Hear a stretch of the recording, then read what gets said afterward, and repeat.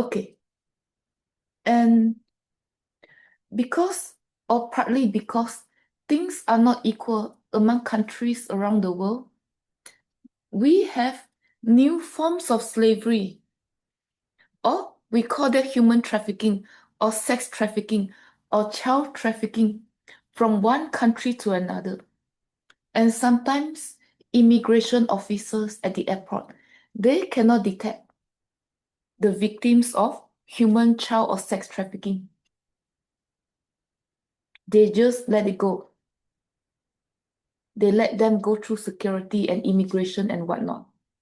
They could not decipher whether their documents were true or fake. So we have the global slave trade, partly due to inequalities among countries. And this can go either way, from developed nations to underdeveloped or developing countries, or the other way around, from developing countries to developed nations. And who knows, sometimes custom and immigration officers, they are being bribed. So they just let it go, let everything pass. They don't care whether people had true or fake visa and other immigration documents. They just let everything pass. And they don't care, or they don't have time to care, or to pay attention whether some of these travelers or passengers were victims of human sex or child trafficking. They thought kids were traveling with parents, but these so-called parents were actually perpetrators. Or they thought couples are traveling together, and they did not realize that one could be the victim, the other could be the perpetrator. They thought they were partners or couples or whatnot.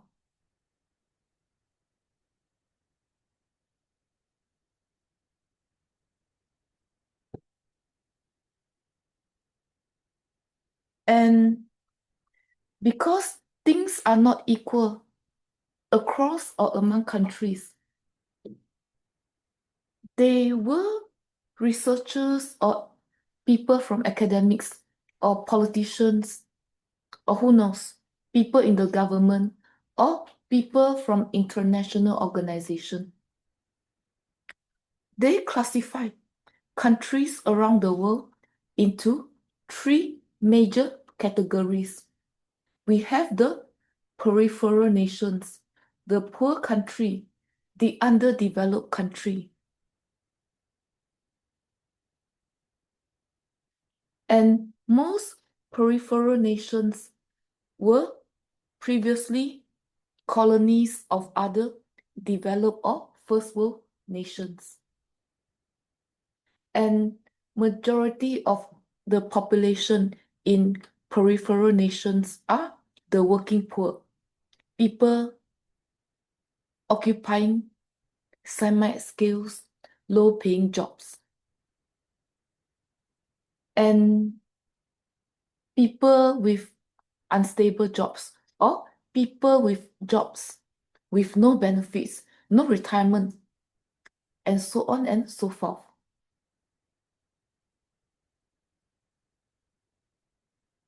And very few wealthiest people or powerful people around the world, the global power elites, they are not inclined to live in peripheral nations.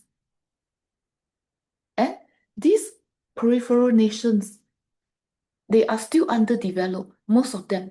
And because of that, they have a lot of natural resources, agriculture, mining, fishing, or something else. And because of that, some of the foreign direct investors, they find peripheral nations appealing. They did not mind spending their own resources, financial resources, to develop those peripheral nations.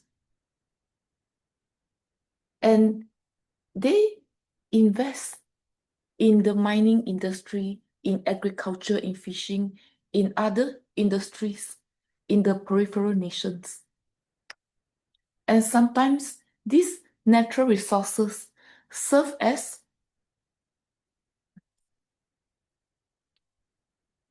raw materials for the factories in semi-peripheral or developed nations. So because of that, foreign investors, they find peripheral nations appealing, especially if these nations have political and economic stability. They don't mind putting money to build highways, to build other infrastructure, to develop other amenities in those nations so that they can transport their products easily. They find that they can profit from these nations. And a second category would be the rich countries, the first world countries, the developed countries. They call that the core nation. They are being called the core nations because they occupy important economic and political positions in the world economy or in the world political system. Countries belonging to the core group would be countries occupying important positions in international organizations like the UN, the World Bank, the WHO, and so on. So, examples of countries in this category would be Japan, the US, Canada, countries in West Europe, Scandinavian countries, and other industrialized nation states. And we've been through this last week. Sovereign countries, we call them nation states. Usually, countries who attain sovereignty would be countries recognized by international organizations like UN, World Bank, WHO, and so on and so forth. So, they are home to the world's economic capital. They have a large percentage of financial capital in the world. And they control most of the transnational organizations, Microsoft, IBM, Dell, Apple.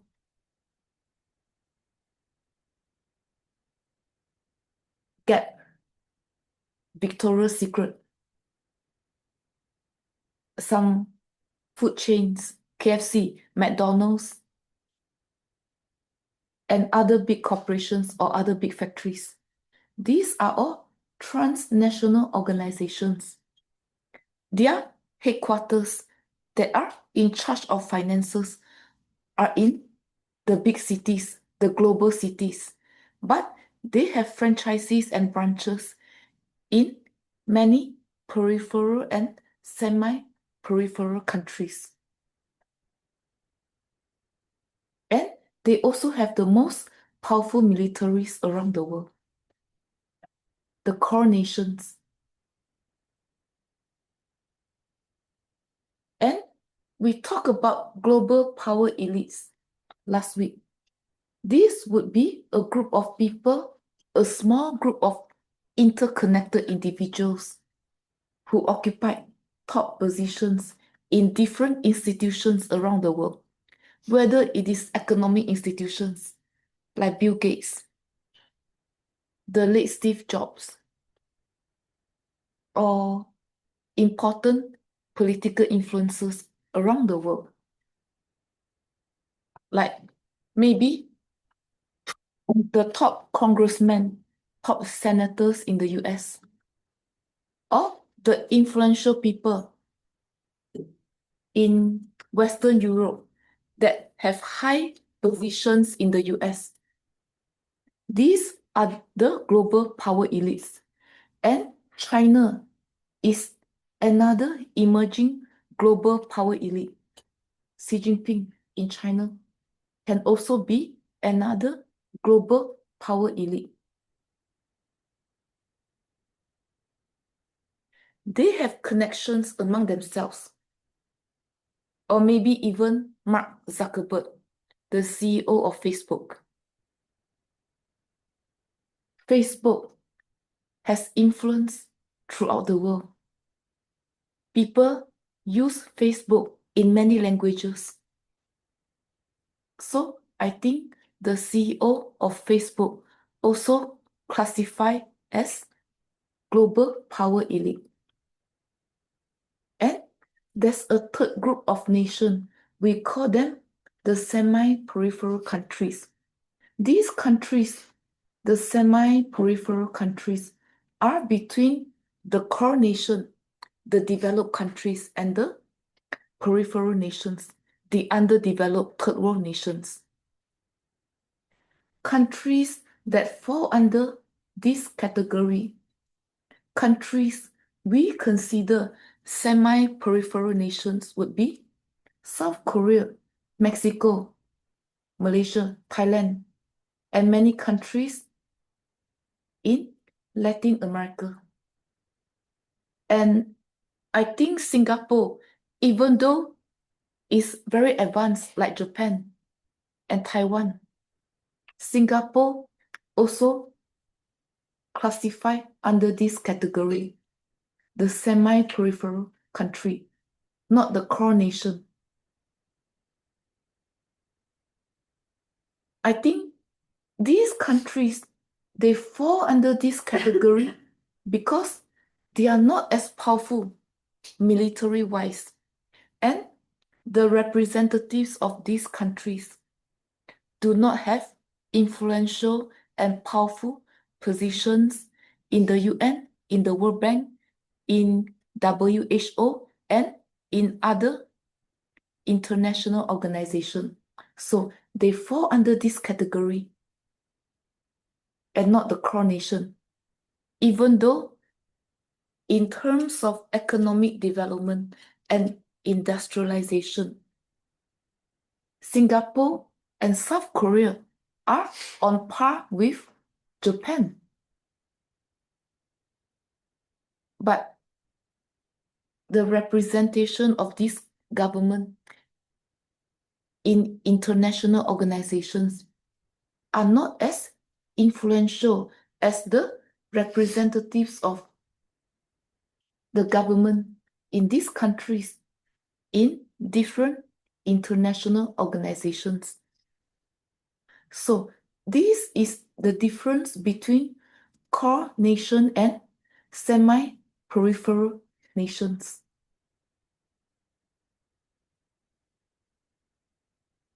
Even though economically, in terms of GDP, GNP, and the levels of industrialization, some of these countries in Asia or even in Latin America can be equivalent to some of these countries that falls under the core countries. So, in general, countries around the world can be divided into three groups.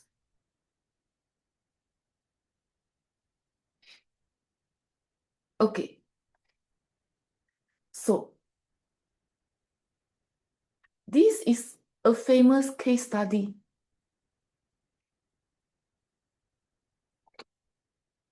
In this example, Standard Oil. This was the old name for ExxonMobil. We know ExxonMobil, but they were previously called Standard Oil. And this company, it came from the US, I think. So US is a core country, a first world nation. So they have all the technologies. And for some reason, they discovered oil. They discovered that some of the land or the fields in Guyana had oil and they had the technology to drill all this oil. So if you read through this case study, they make a pact or an agreement with the government in Guyana. They say they are going to split the oil profits 50-50, 50% to the government in Guyana and 50% to ExxonMobil. So when we look at this example, ExxonMobil, because of the 50% oil revenue, was able to recuperate the entire expenses of drilling oil. Essentially, this company could extract and drill oil for free. It's covered by the oil revenue. And the Guyana government also benefited through this agreement. They also got 50%.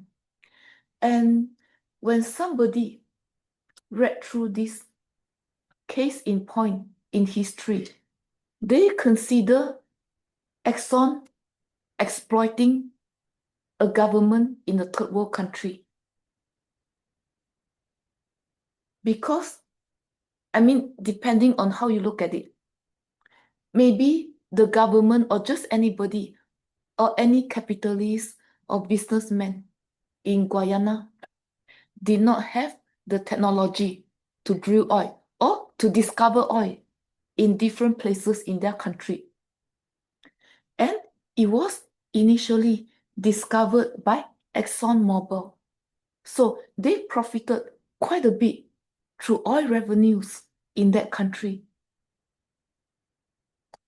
And some researchers, some people in academics, or just some people, the general public, when they read this case in point in history, they considered this a form of exploitation. Some think that Exxon was actually helping the Guyana government. They still got 50% after all. It's not very different from the early European immigrants to South Africa. These Europeans mainly came from Netherlands and to a lesser extent from England and from France. They too, because their countries were at a more advanced stage of industrialization, they found out that there are different kinds of mines, precious metals mines in South Africa. The natives, the local population, did not realize that their lands actually worth quite a bit. So these European immigrants, like ExxonMobil, also profited quite a bit from the mining industries in South Africa. And it's logical to assume that because this happened in the 21st century, maybe the employees at the mining industry in Guyana, those who were involved, the locals, the local employees who were involved in drilling, in extracting oil, hopefully they were treated somewhat better than those who work in the mines in South Africa. We saw how they were being treated in South Africa. They live close to the mines. Their hostels, their residential areas were very close to the mines. And because of that, they were at the higher risk of contracting different airborne and other infectious diseases from the mines. Hopefully, the locals who work in these oil fields were treated somewhat better. If not, it is really a case of exploitation.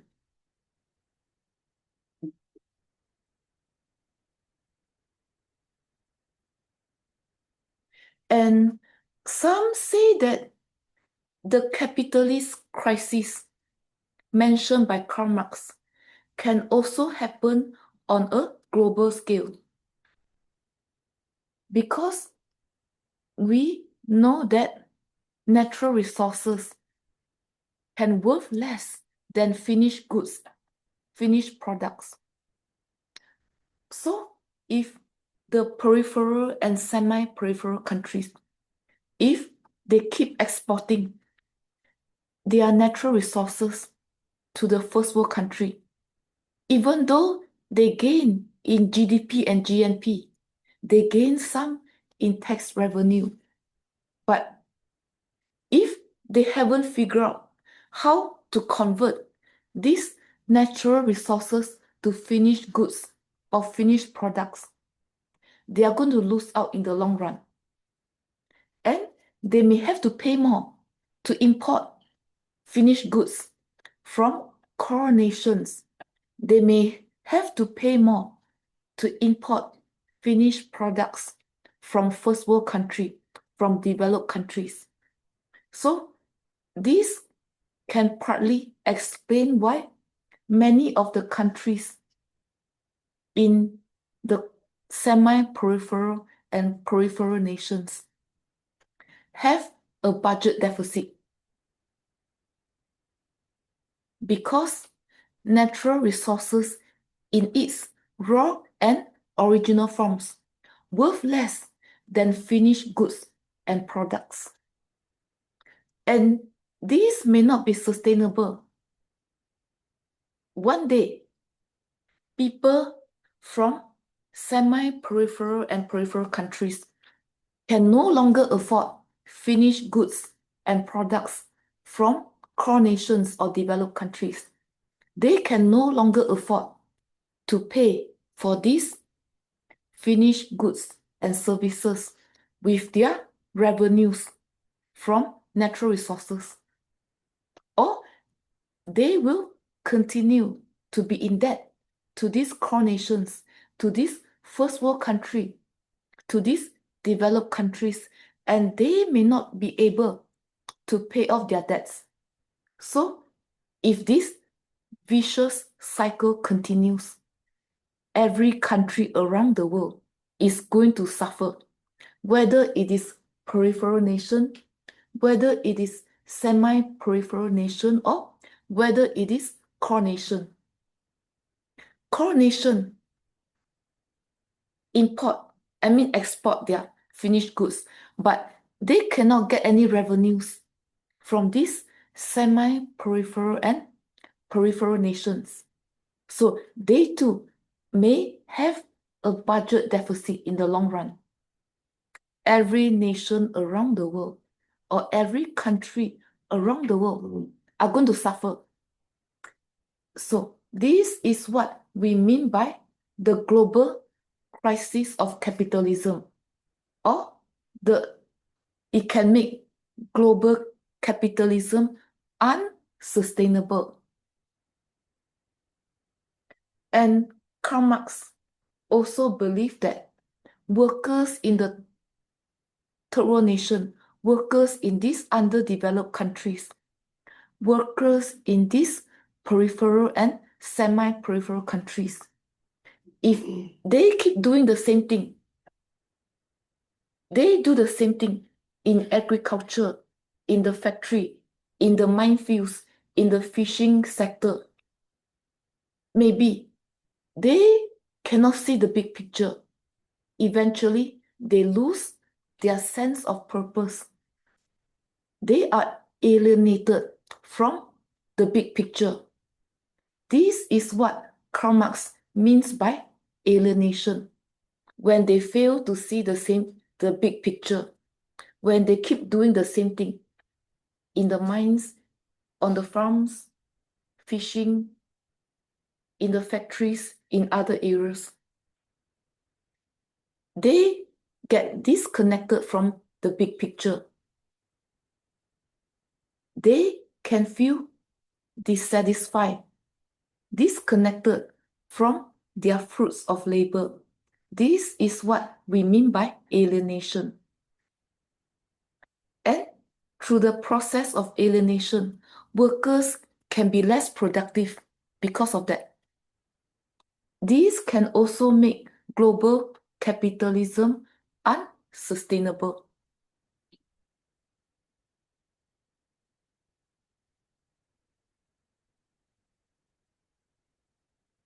Okay.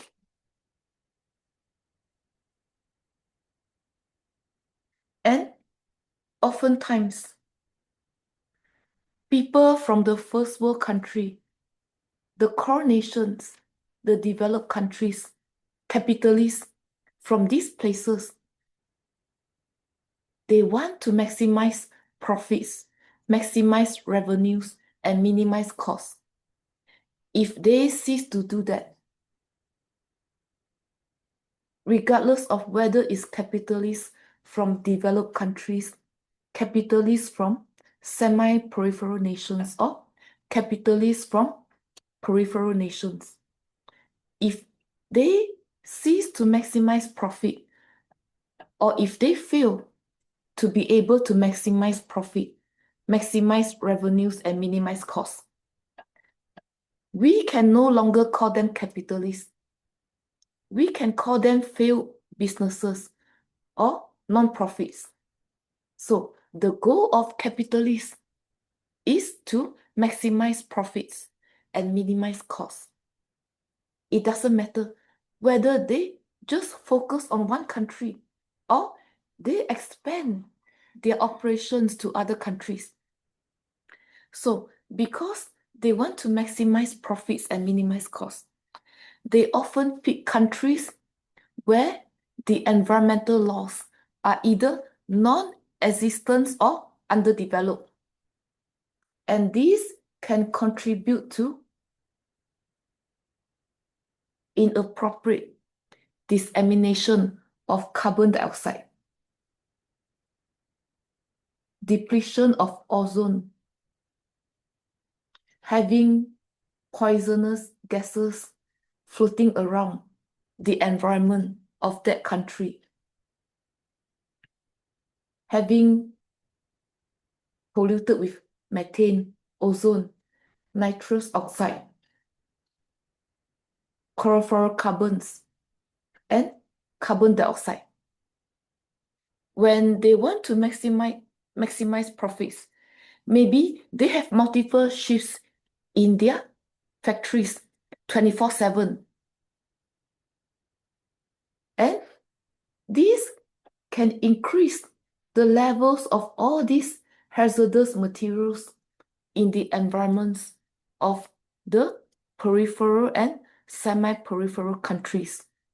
This can lead to pollution, global warming, or increase in temperature in that country, in that region. And the burning of fossil fuels are not healthy either. And this may lead to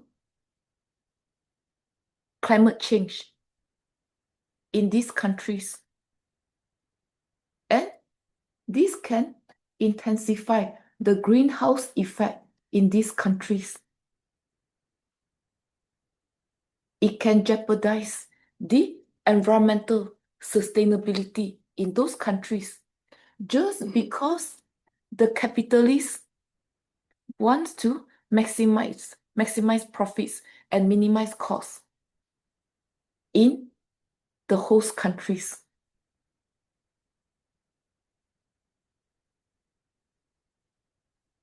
And one example would be China.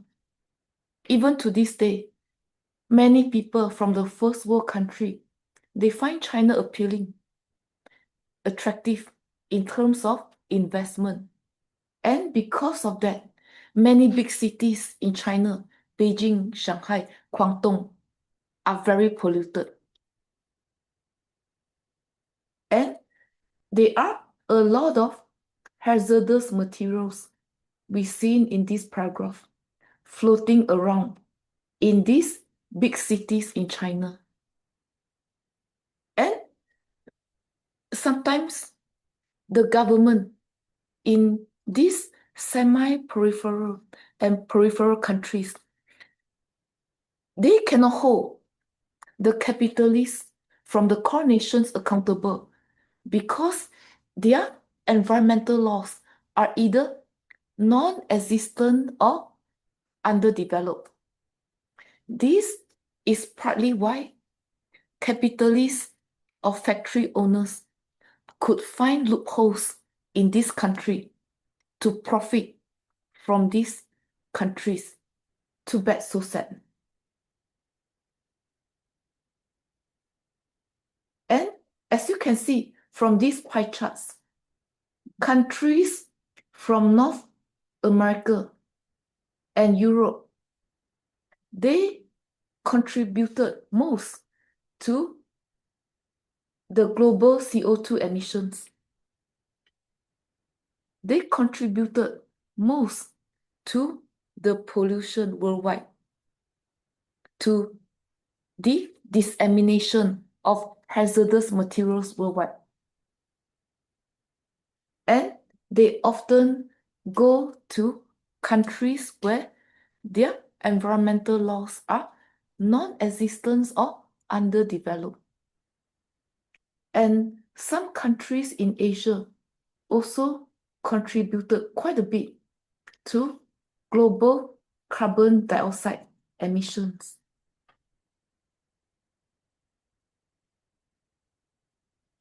And some considered this a form of exploitation.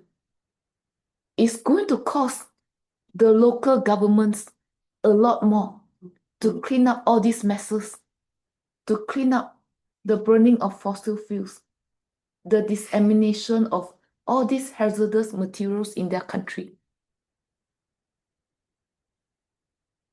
So even though foreign direct investment created jobs for the local population that contributed to their tax revenues, but it can cost even more to clean up the mess due to pollution, burning of fossil fuels, rising temperatures, greenhouse effects, among other things.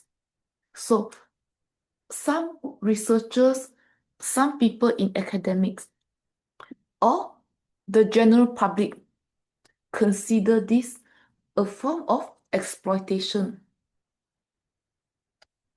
And it's hard to hold these capitalists accountable due to the absence of environmental laws or the underdevelopment of environmental laws.